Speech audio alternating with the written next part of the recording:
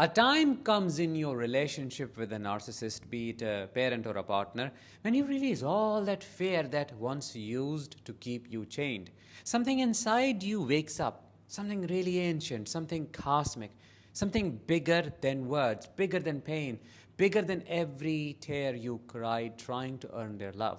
You look back at that narcissist not with trembling hands or darting eyes, but with a stillness so profound that it unsettles the very darkness that once dominated you.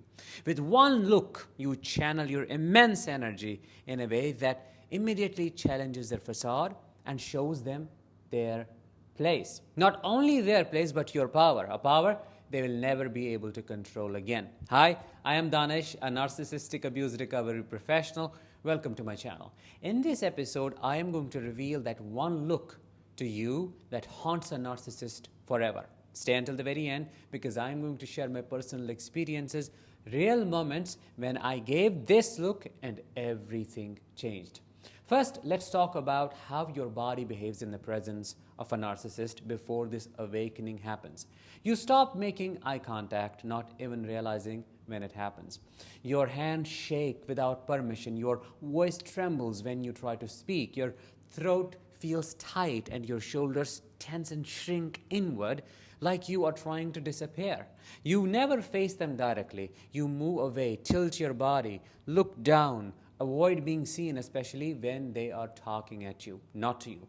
You're programmed by them to live under fear, to submit, to crumble, without even knowing you are crumbling.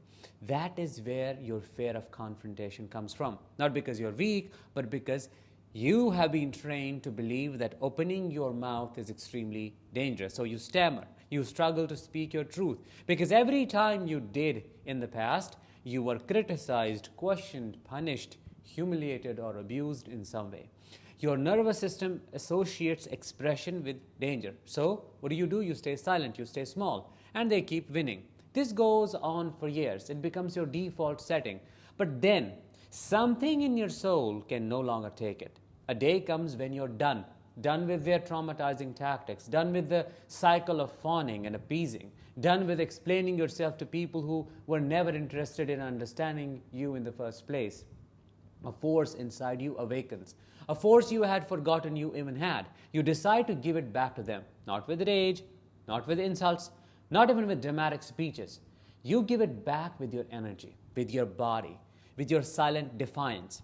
Your shoulders widen, your chest opens, you face them directly, fully and completely. You stand there with an eerie calm and a confidence so rooted that it just rattles the very foundation of their false self. You lift your chin, you meet their eyes without flinching. You exude an aura of warrior who is not interested in revenge, but simply refuses to bow anymore. And you give them the look. The look that I'm talking about looks like this. This look pierces them to the deepest corners of their hollowness. You do not blink rapidly. You do not shiver.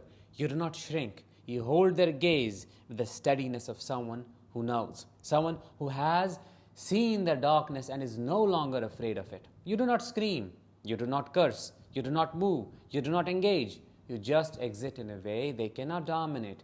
You radiate resistance without lifting a finger. Your body says it all. You have no power here. Your tricks no longer work. Your control ends today. You're nothing to me now. This one look is enough to send a narcissist spiraling inside themselves. They feel it in their gut before they even process it with their brain. The very foundation they built their control on, your fear, collapses in front of their eyes. You may even see it happening. Their eyes shift, their face twitches, a frown appears across their face. But it is not the frown of anger. It is a frown of helplessness, a regression to a childlike state where they are caught, cornered, or exposed. They do not know what to say or what to do in the situation. Their old weapons, such as intimidation, shouting, gaslighting, fall useless to the ground. I am able to describe this moment in such raw detail because I have lived it and talked about it earlier. I remember the last real fight I had with my father. He was beating me with a wire. The same old sadistic tactic used to assert dominance. But something that day changed. That day, I was no longer the boy who could terrify into submission. I stood there. I did not cry. I did not move. I looked him straight in the eyes, stoic, calm, and silent. I felt no physical pain. I think that was a miracle. No emotional pain either. I only felt an immense wall of resistance building inside me, a force he could neither touch nor break. He saw it too. He saw death for his control in my eyes. Not death of me, but death of his ownership over me. And suddenly, he collapsed. His body, once filled with so much rage and cruelty, slumped into a chair like a puppet whose strings had been cut. He hid his face with his hands, literally, like a man who had just witnessed his own funeral. He could not meet my eyes anymore because he knew. He knew that he had lost the only thing that made him feel powerful, my fear. He cursed me. He cursed my fate. He cursed the day I was born. He lashed out with the only weapon he had left, words that once would have shattered me but sounded impotent at the time. But they did not touch me anymore. His curses hung in the air like smoke, meaningless and weightless. I stood there, unmoving, letting his bitterness wash over me without even a flicker of response. And I said, quietly, firmly, without shaking, "Keep cursing all you want. You have lost the plot." That is how I destroyed his power, not with shouting, not with violence, with stillness, presence, with the look.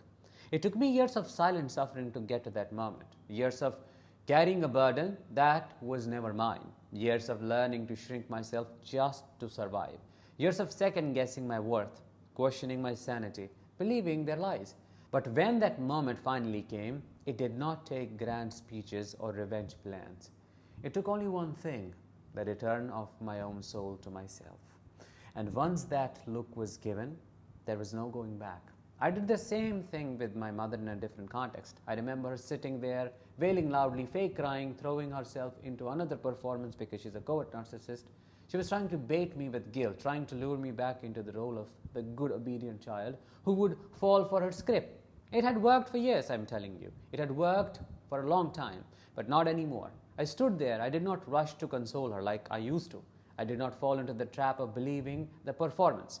I simply gave her the look, a look that said, "Stop. I know exactly what you are doing here. Your tricks are exposed to me."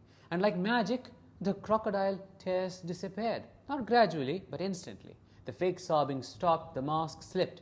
What was left was not sadness, not regret, not pain. What was left was calculation, coldness, fury hidden behind empty expressions. She saw that I was no longer buying what she was selling. And without my belief in her performance, it collapsed like a house of cards.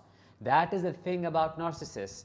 Their entire power depends on your participation, your belief, fear, and your reactions. When you take that away, when you become a mirror they can no longer manipulate, they're left standing alone with their own emptiness. This look, the look of ultimate detachment, strips them bare. It is a look that is so powerful, not because it attacks them, but because it withdraws from them. It denies them what they crave most: supply, relevance, power, fear, admiration, and attention. They will never admit it though. They will pretend it never happened. They will walk around pretending like they are still in control. But I'm telling you, deep inside they're shattered. Inside they carry the wound of that moment like a scar they cannot erase.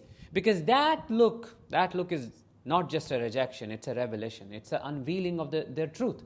It is a final confirmation that their power was always an illusion.